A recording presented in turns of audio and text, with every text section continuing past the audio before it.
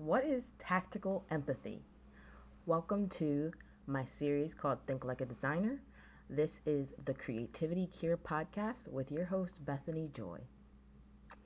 Welcome to the Creativity Cure. My name is Bethany Joy, and I am the owner of Bethany J Photography. I'm an artist. In Maryland, I help women cultivate the skill of creativity. That's what this podcast is all about. Share how a lot of the skills I've gained as an artist are applicable to all areas of life. And so I love taking these concepts I've learned as a designer, as an artist, and translating them into helpful things we can learn about everyday life. One of the big reasons I started this podcast was because I wanted to democratize design. I have seen the power of good design and how it really is paramount to the life we live. We don't really think about good design because good design is not visible. Good design is functional and it is good design is functional. We don't really think about good design many times because it's working how it should be. But there is a skill you can learn. That's not it. At the root of good design is problem solving. And so with this series, I'm sharing about a process that designers use to create products called design thinking. So design thinking is used to make products quickly, and it is a process that's nonlinear, but it has specific steps that help you to create a product that actually meets the needs of a user. The processes for design thinking are to empathize, to define, to ideate, to prototype, and then to test. So we're starting with empathy. And last week we talked about something called self-empathy, but I said self-compassion. I thought that made more sense. This week we're going to wrap up empathy by talking about tactical empathy. We're taking empathy from inward outward. Before a designer sets out to create a product, they need to practice empathy, right? This isn't about feeling sorry or pity for someone. It's a skill and a practice that drives product design by the fundamental understanding that to create a successful product, you have to make something people actually want and need. And the best way to figure out what people actually want and need outside of observing is to ask them questions, to engage them, and to get their thoughts. So how can we practice empathy? It's easier said than done because everybody has their own idea of what empathy means. Everybody has limits to how far they will go to understanding someone before they're just like, listen, everybody has their limit to how far they're going to go with understanding someone. And my goal is to convince you that when you can and when you may want to give up on certain situations, that engaging in empathy can be a powerful tool to have to actually bring about the creative solutions you're looking for. Empathy really is about how we learn to appreciate the originality of others and along the way create better relationships without changing for integrity. The values that I have for Bethany J Photography, my artist practice, are number one, I craft with quality. Number two, I celebrate originality. And number three, I'm connected to community. And I believe that when I aim to do those three things, that I will invite a community who is seen and celebrated through their individuality, but also when we come together, we thrive, we can build off each other and learn off each other. Speaking of empathy, I want to invite you to check out BethanyJphotography.com. I create one-of-a-kind portraits that help you to be seen and celebrated. I love creating these original pieces that vary for each person because I think that each person's unique. So I bring a very specific, organic, vibrant style. I like to use a little touch of luxury when I can. And I want to invite you to check out my work at BethanyJphotography.com. Speaking of being seen and celebrated, I also have a newsletter that goes out each week. Each week, I celebrate a woman in Maryland who is creative, whether it's through her business, whether it's just through her life, whatever her story is, I share it. I believe that women are dynamic and that it's really good to know that right where you're at, right in Maryland, we have some really awesome women doing good work. So if you want to check the newsletter out, go to BethanyJphotography.com. I'm going to be looking at a lot of notes today because I want to give you good information. And when I'm not a professional or expert in a topic, I like to go and look at other experts' information. And I don't want to mince that up for you. So if you see me looking at my screen, those of you watching on YouTube, that's what I'm doing. So today, back to empathy, I wanted to better understand empathy, and I decided to read a book called Never Split the Difference. I believe it is written by Chris Voss. I will have to verify that because I mix up names, but it's written by Chris Voss. And this book discusses empathy and negotiation.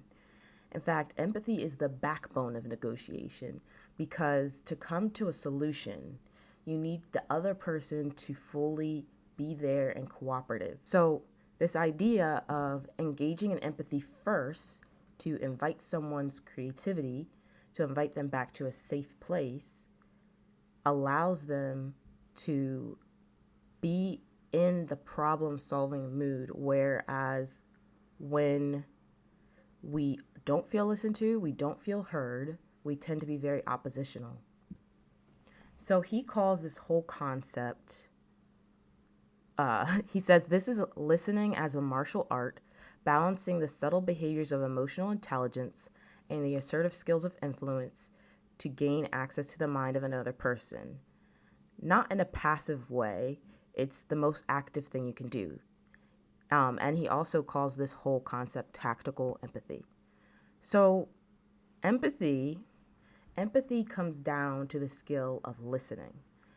And I will be the first to admit this is one of the things that I really, really have to work on. I get really excited or interested or stuck on my point of view, and I interrupt or talk over people. And it's really hard for me to learn to listen. And that many times when I want someone to understand me or I want to know what they think, if I could listen more, then I actually will hear what they think because they'll tell me. I heard a quote once say that if you let people talk long enough, they'll solve their own problems. And I think that's true. Sometimes you just need to process out loud. And so many times I want to jump to give advice or give an idea because it helped me so much and I just wanted to help them. But sometimes people really just need you to listen as they process their thoughts and sort out their problems. Tactical empathy, right? We're not talking about manipulating people to get what we want. We're talking about genuinely inviting them back to solving the problem by hearing them out and understanding where they come from. So Voss says that information gathering and behavior influencing includes almost any interaction where each party wants something from the other side. That's your career, your finances, your reputation, your love life, even the fate of your kids at some point. All of these hinge on your ability to negotiate. Negotiation, as you'll learn it here, is nothing more than communication with results. Getting what you want out of life is all about getting what you want from and with other people. Conflict between two parties is inevitable in all relationships. So it's useful and crucial even to know how to engage in that conflict to get what you want without inflicting damage. I like what he said there. He was a negotiator with like terrorists and hostage situations. And so he had to empathize with some people who we would all write off as like, you're crazy, you're violent, nobody should talk to you. But for the sake of the lives of the people that they were threatening to kill, he needed to engage in empathy. He needed to listen to them. And I think what amazed me reading Never Split the Difference was that this man was able to get kidnappers and terrorists to come to a reasonable agreement just by listening to them. And if that doesn't show you the power of empathy, I don't know what will. So the goal is to identify what your counterparts need and to get them feeling safe enough to talk and talk and talk more about what they want. So, in episode 4 of this podcast, we discuss why you need to show up honestly to be truly known. When engaging with others, we want to create an environment where people feel able to be transparent. And from there, we can work to come to a solution when we're in conflict without losing our integrity. Meaning, like, without crossing our own boundaries and the things we believe is important. And empathy is the basis for negotiation. And negotiation, in our case, is going to be an invitation for someone to use their creativity to solve problems with us. And so really this episode is about people who are probably like me. I want to shift your paradigm from seeing listening as being passive, from seeing the more you talk, the more you convince somebody, to learning that listening really is a life skill that can change how you work with people. So there's a quote in a book, and it says that he who has learned to disagree without being disagreeable has discovered the most valuable secret of negotiation. So I like that quote because we're all going to come to a moment of disagreement with everybody we know at some point. And I think that we can learn to disagree without being disagreeable. And we don't have to go into combative mode to negotiate or discuss things that we want and work with the person to get a balance or to meet them in the middle, to understand them or to move into a better place. And I think for a long time, that's what I thought. It's like, if you're going to disagree, you have to be disagreeable. You have to resort to yelling. You have to resort to insults. You have to resort to silent treatments. But I learned by reading this book that's not true. You can disagree. You can hold what you believe, what you want to stand on, but you don't have to push the other person into combative mode. You can actually invite them into creative thinking mode. Back to the book. Voss talks about how the listener has more control in a situation if he's trained well. He harnesses the talker's energy for his own ends. They're not about strong-arming your opponent into submission. Rather, you're using your counterpart's power to get your objective, their listener's judo. So this chapter intro was about, learning the skill of negotiation. And I think what I really did like about reading this book is that Voss is constantly emphasizing that he's not trying to manipulate people to fulfill his personal goal, but he's inviting creative strategy. He's inviting creative strategy to achieve goals. And he's encouraging people to understand that you may be like, I don't want to learn to negotiate, or I don't want to push people to do what they don't want. He's like, if you're thinking like that, most likely someone is using those skills on you. Most likely there are people who are negotiating with you to get you to achieve their goals. And because you're not aware, you might just be giving in to things you don't want to give into. And so this is a bit of like, I guess I would say it's a little bit of an offensive strategy. And I think that that's okay. I think that if you're going to engage with people and work with people, especially I think if you're building something that is unique to you. Let's say you have a business that you're working on or a project you're working on, and there are integral parts of it that make it important to you. You don't want to just negotiate away those integral parts of your project to please people. So I love how it's not just pity and let me just give up what I believe in order to appease someone else. It's learning how to meet the person where they are, make them feel heard and listened to, and also find out really where you two can meet in terms of achieving the goal or solving the problem. I want to just bring it back to me. I like to use myself as an example because I don't want to put anybody else out there. I want to talk about the things that I need to work on and hopefully encourage someone else. So I am a problem solver. I like action. I want to do something or say something or find a solution. So when someone shares a problem with me, I bubble up on the inside with all of the things that have worked for me, knowing it'll work for them if they'll just do it. And my mode of motivation many times is, did you do it yet? Did you do it yet? Did you download the app I gave you yet? Did you call this person? And I can go overboard on advice because I want to see the person win. Like, I want them to experience the breakthrough they're looking for. And while I am encouraging them to do that, I often forget that there are a lot of goals I myself have that I've been motivated on for years, but haven't moved on. And people have tried to encourage me, like, have you done it yet? Have you done it yet? And I've dragged my own feet achieving them. And so I wanted to empathize for a moment with those I'm trying to motivate by looking at the reasons why I may not move forward in my own motivational goals. So another book I'm reading currently is the Personal MBA. And in the Personal MBA, it's got a great like synopsis of skills you need to run a business, but I particularly loved the section about psychology. The author in the Personal MBA talks about how you can break down motivation into two basic desires: moving toward things that are desirable and moving away from things that aren't. Things that fulfill our core human drives appear desirable, so we experience an impulse toward them.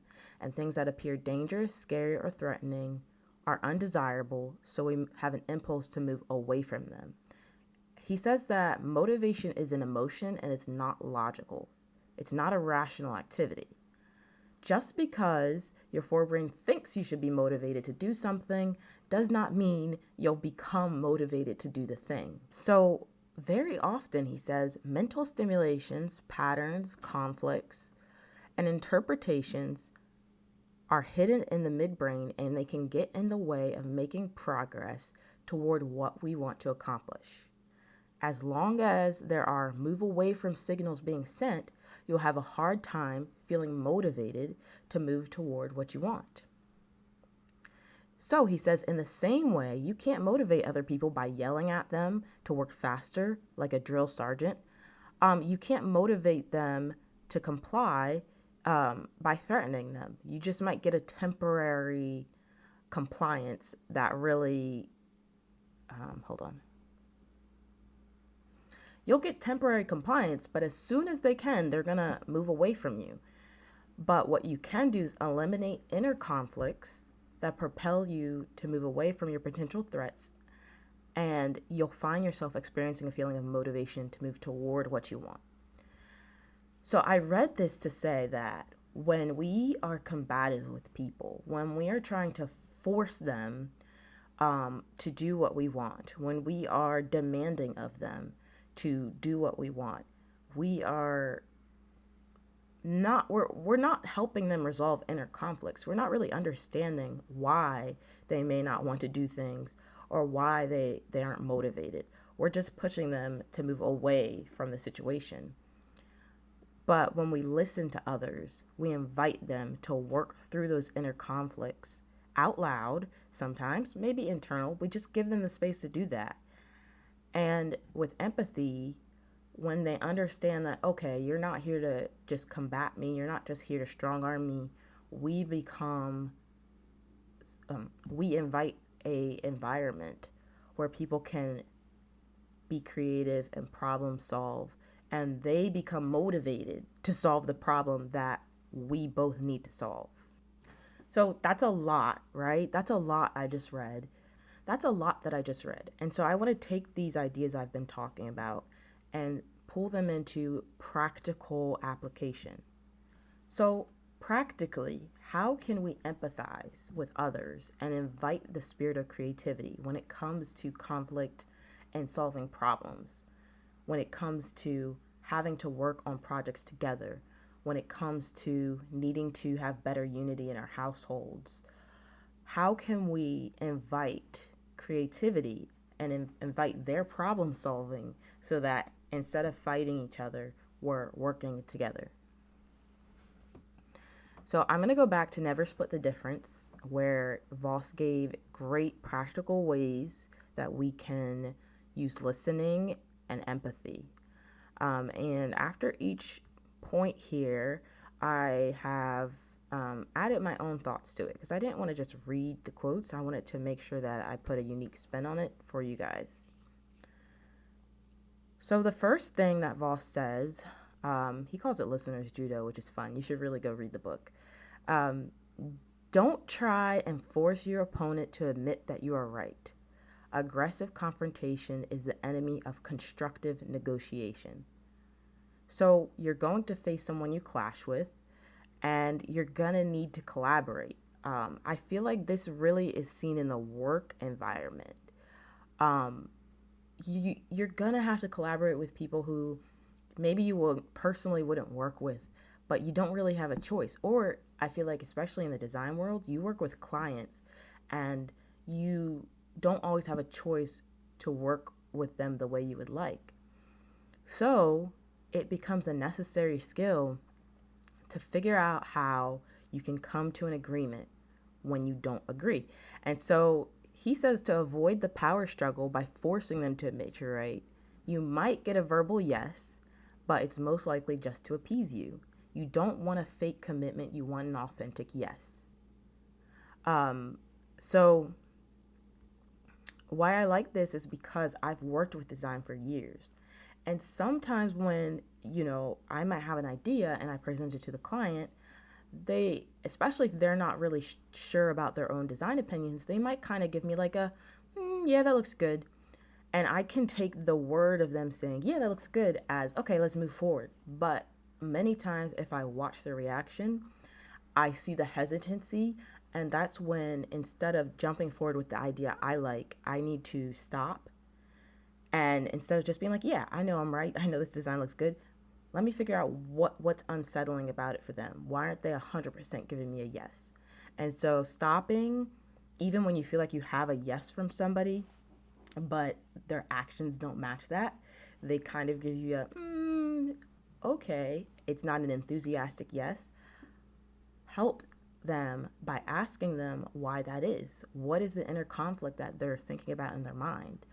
And if you can identify that, maybe you are right, but they now see it, or maybe there's a little bit of change that needs to happen, and you can help them feel fully assured by identifying that. So when you are trying to engage in empathy and you're trying to engage in problem solving with others, right? Again, inviting creativity. Avoid questions that can be answered with yes or tiny pieces of information. This is another quote from the book. These require little thought and inspire the human need for reciprocity. So he says avoid questions that can be answered with yes or tiny pieces of information. You want to invite somebody to share information, not interrogate somebody into giving up information. Think about an interrogation when you're asking, like you're asking your collaborator, but you're sounding accusatory. Let's say you both had deadlines, and let's say maybe they're working slower than you think they should. If you go to them and you say like,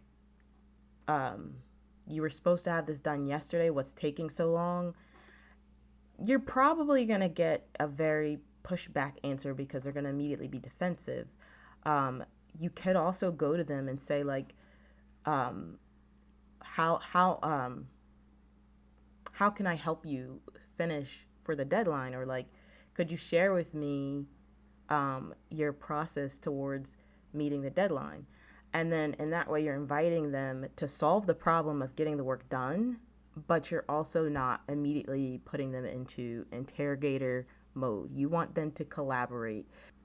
So one of the things he said is like, let's say that there is a deadline that someone needs to meet and they're giving a lot of pushback on it. Show them that you hear them by first, you know, empathizing and saying, like, I know what it's like to have more work than you expected or for things to take longer than you thought. And with that invitation, they're not realizing they don't have to defend themselves. And then ask and find out, like, okay, how can you share with me how you're going to meet the deadline? Or can you share with me the steps that it's going to take for you to meet the deadline so I can better understand where you're coming from?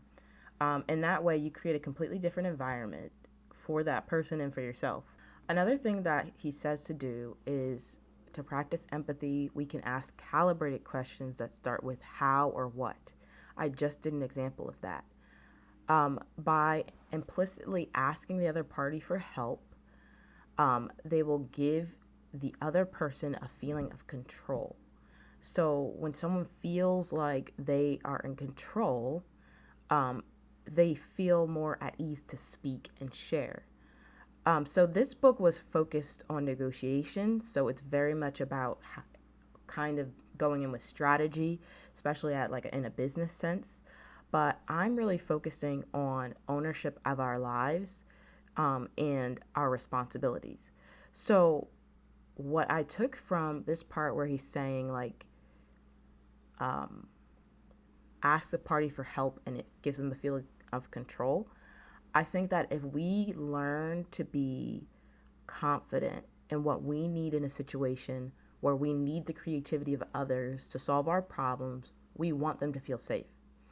And unpredictability invites fear, but if your collaborator feels a sense of control, they can engage fully with themselves. So it's a really easy thing to do. Use how or what and avoid questions like why. And that's a huge thing he goes over in the book. Why sounds interrogative and it sounds accusatory. Instead, stick with how or what. So he goes at length about how why is a really aggressive way to get answers, and that it just immediately triggers a lot of people. So like you may really mean no harm by saying like, why do you want to do that? Or why are you thinking of doing that way? It's probably not going to be received as empathetic. It's not being received as you're trying to understand them. If you want to invite that creative spirit into what you're doing, stick with how. And I believe the other one was, stick with how or what. So like I said earlier, how, can you explain to me how you are finishing up the project? What can I do to help make sure the project is done on time?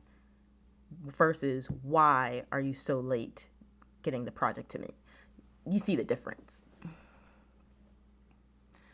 And so one of my favorite things that I've read in the book that we can practically use every day is calibrate. Was that it? Yeah.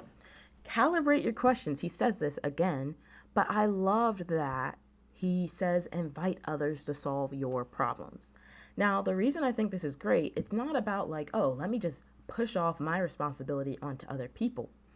What I love about it is that often we need other people to accomplish our goals, but we try and do everything ourselves. And I don't know if you've ever been given like a fake job, like someone gives you something just to keep you out of the way. I mean, people do it with their kids all the time. They're like, here, like go ahead and like, my daughter has a little mini broom and I am like, here, just sweep over there so I can get the real work done.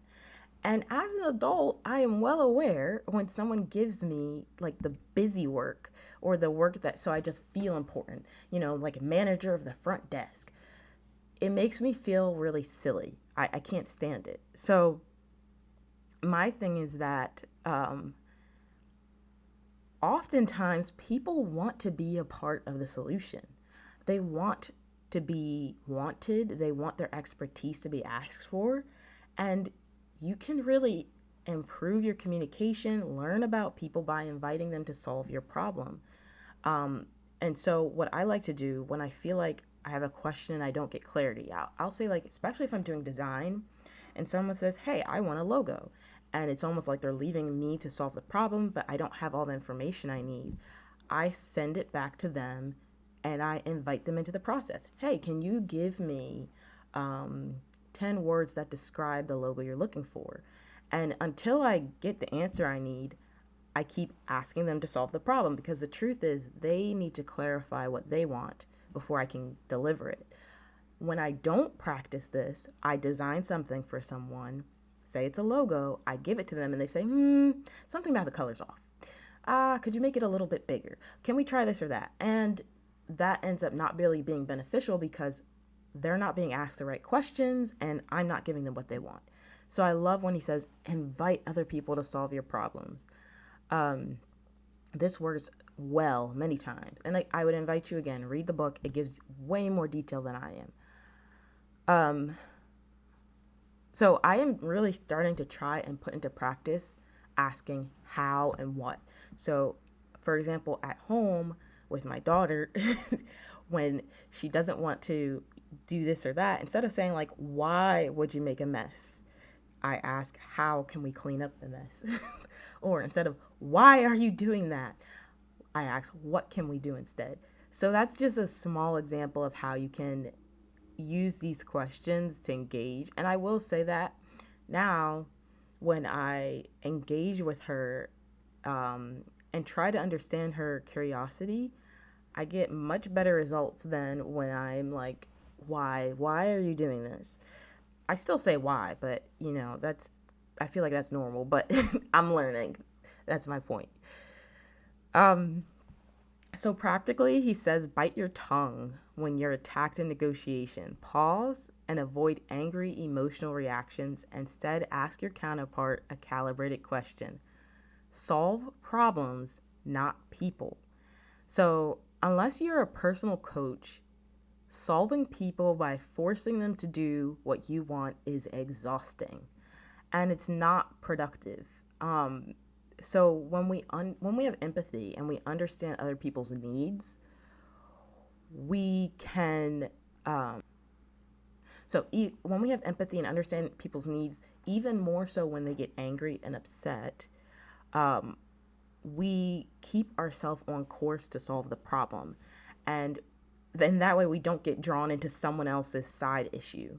So many times when someone gets angry, if you've ever done customer service, you'll get angry customers and they will sometimes resort to name calling and yelling, and they're trying to draw you in to feeling the way they feel. Maybe they feel taken advantage of. Maybe they feel insulted. So they try and draw you in to feeling the same way.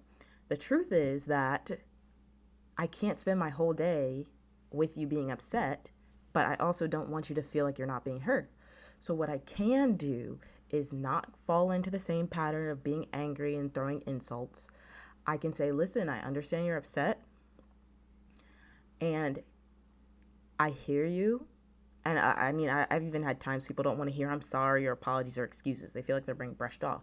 But sometimes they just want to hear, like, I hear you.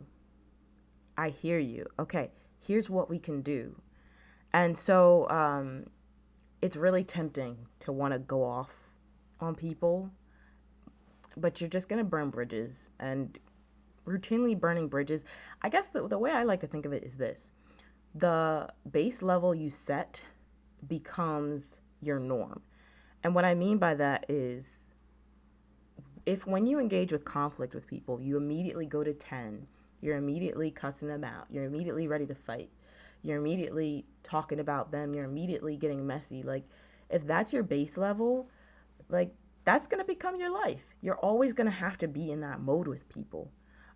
But if you are able to gain control yourself when people are angry towards you or act inappropriate or are yelling, then you keep control of the situation, and you don't have to let them affect your day just because they're upset. It could be about something that has nothing to do with you. And that leads me into the next practical point, where he says there's always another team on the other side. So he says if you're not influencing those behind the table, you're vulnerable. And he is really talking about how in negotiation, there are always factors that you do not know about. and they can make a big difference. And so I think for us, if we want to guide it towards creativity and empathy, I think it's really understanding that there are factors that have nothing to do with you. Sometimes people are having a bad day. Sometimes people have had traumas, triggers, and we can get dragged into these situations with them when we're trying to, I think, solve people, when we're trying to get them to do what we want. But if we can take a moment and empathize, if we can listen to them, they might tell us what that thing is, or they might not. But at the very least, we're not, we can stay focused on problem solving instead of getting sidetracked. So a lot of times, it's like you said, people have struggles within themselves and they can take it out on others, and they may have problems at home or they're overwhelmed. And sometimes if you hit a wall, you may need to empathize. I know that there have been times where, if I notice that my daughter's particularly irritable, my first thought is not like she just needs to listen to me right now. My first thought is almost always she's probably hungry. She's probably tired. And I think in other ways, it can be like that with people. Someone might be particularly nasty to you one day. If it's out of character, there might be more to the story. And in the moment where you feel like you're losing control and you just want to let them have it, a little bit of empathy may disarm them and invite them to actually share a little bit of like, hey, what's going on? You're really pushing back on me on this point. Like, is there a particular reason? Again, calibrated questions. I'm trying to work with you here. How can I understand where you're coming from? What are you thinking right now? Like, what's going through your mind? And I love the idea of, even when other people are upset, you don't have to be. You can stay focused on the problem. You can keep your cool, and that way your life is, you're controlling the things you can control instead of allowing other people to have a lot more say in how your day goes based on what they're dealing with. You know what I'm saying? So some other obvious tips he has are: imagine yourself in your counterpart situation. The beauty of empathy is that it doesn't demand you agree with the other person's ideas. This is in the book. He said, you may well find them crazy, but by acknowledging the other person's situation, you immediately convey that you are listening. Inevitably, you will meet someone you don't understand. And I feel personally like this will happen at work. This will happen with clients. This will happen when you leave your comfort zone, right? I think it can happen in your home as well, but you're not going to understand each other. And you can choose to welcome the other person back to communication by empathizing. And Chris, like I said earlier, he negotiated with terrorists and kidnappers. He didn't start talking about, oh yeah, I love killing people, like it's great. No, he empathized with the terrorists and said, like, you really wanted to defend your beliefs in your country, or, you're really just trying, like, I think there was a situation where, like, they had kidnapped somebody and they wanted some insane amount of money the family did not have. And doing some research, which is a great thing to do, he discovered that really they just used the money to go out and have a good time. So he was able to empathize with them and just say, like, hey, you want to go out and have a good time, you're not going to get any money because you're asking for something unreasonable. And though I don't think he even asked it like that. He would always just say, like, how can I do that? So, like, he's like, okay, you guys have kidnapped somebody and you want an insane amount of money. How can I give you the money if we don't have it? Like, how are you going to get your goal? And in doing that, he would actually get them to be like, how am I going to do that? And so to me, that's just read the book. That's all I got to say. But, so back to what I was saying is that you can imagine yourself in someone else's shoes, do research on it. He calls it field study. And you can understand, like, for example, with a manager or with a client, okay, they're not a designer. That's what I would think. They're not a designer.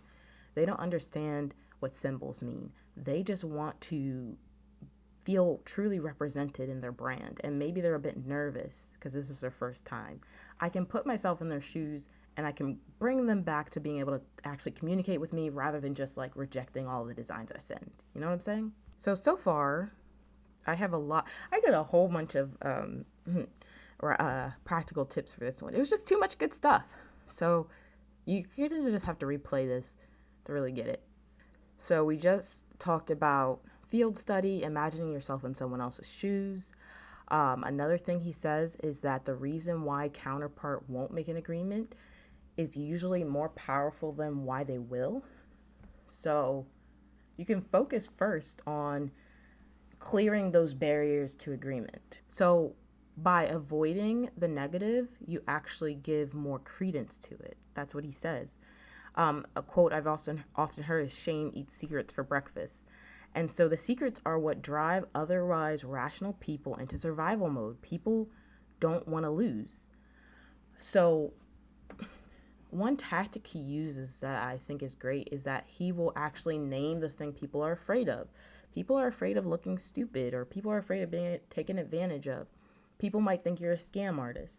So one tactic he says is like, call it out, say like, hey, you must think I'm just trying to take advantage of you. I understand where you're coming from, but that's not really what I'm trying to do here. And just by listening to them and naming those barriers that they may have, you are inviting them to get through those things in their head so that they can actually get to the problem solving part of things. So again, tactical empathy. Another thing the Personal MBA expanded on is talks about loss aversion. Okay, so he's saying that historically, the threat of a loss used to require immediate attention because losses were costly and life-threatening. Dying or losing a loved one to a predator, sickness, exposure, or starvation is universally a horrible experience. So we're built to do everything in our power to prevent that from happening. So when people are afraid of loss, they're not going to be in the area to communicate. So if you don't understand what someone's afraid to lose, you may not get anywhere with them. So empathizing is understanding, like, what are their insecurities? What are they afraid of? Are they afraid of a loss of face? That's a big one. People don't like looking stupid. That's just a simple one. And so sometimes, especially if people are in higher positions, sometimes you may get frustrated with them and kind of want to just tell them like it is. But if your goal is let's say your goal is to get certain information in a timely manner, calling them names or calling them out is probably the worst way to do that. There are better ways to get that information you need without pushing them into feeling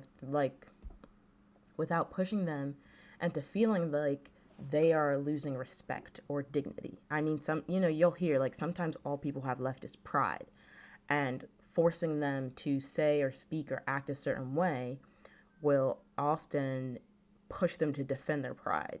Now, if that's your goal, that's one thing. But I think many times, instead of engaging in a power struggle, again, we should focus on solving the problem, not trying to force the person to see things the way we want them to see them.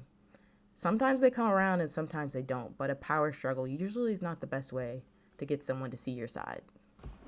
Okay, so after you label a barrier or mirror a statement, let it sink in.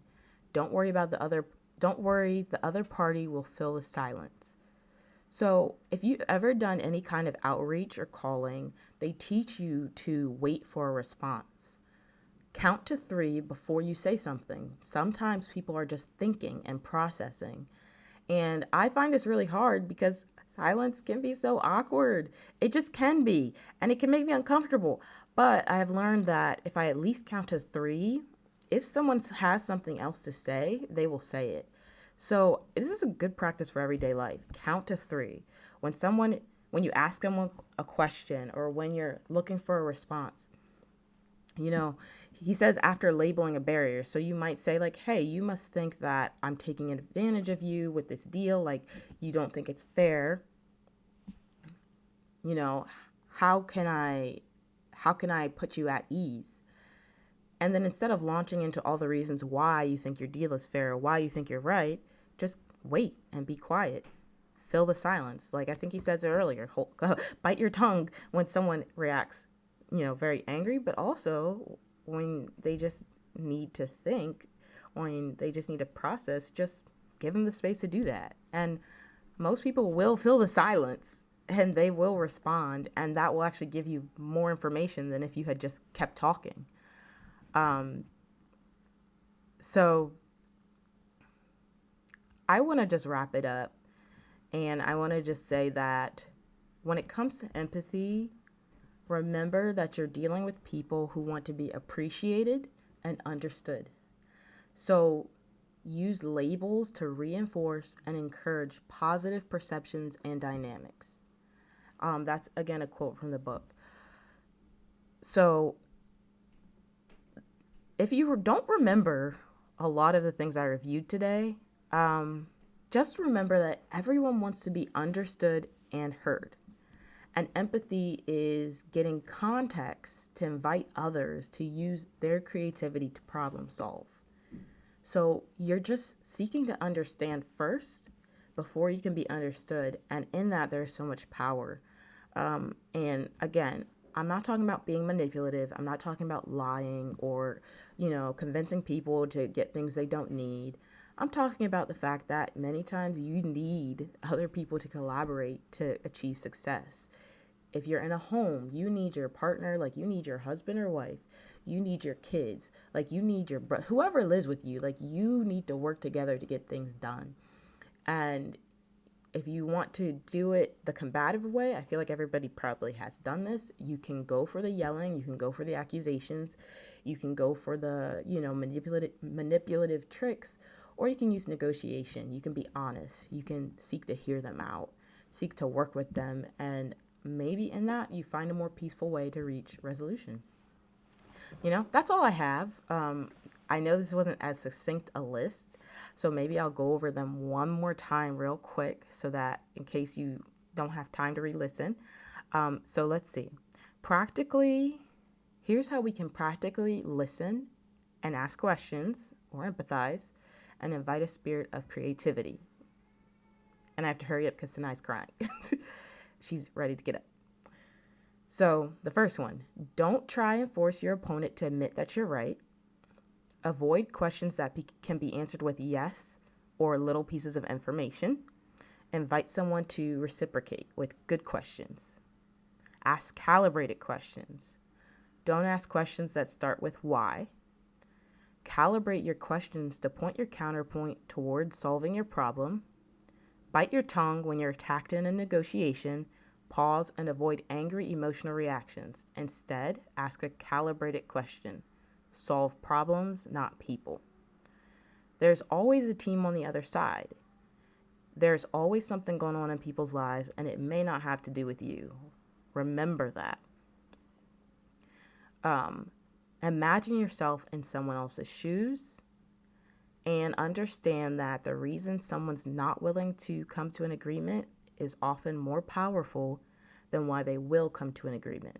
So listen to them, focus on what it is they have to lose, and name it, talk about it. That's what you get to know first. Like you really just have to read the book.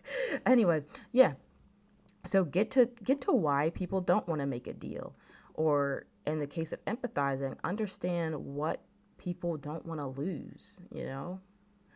Then we have pause after you talk about what they don't want to lose. Pause and let them fill the silence.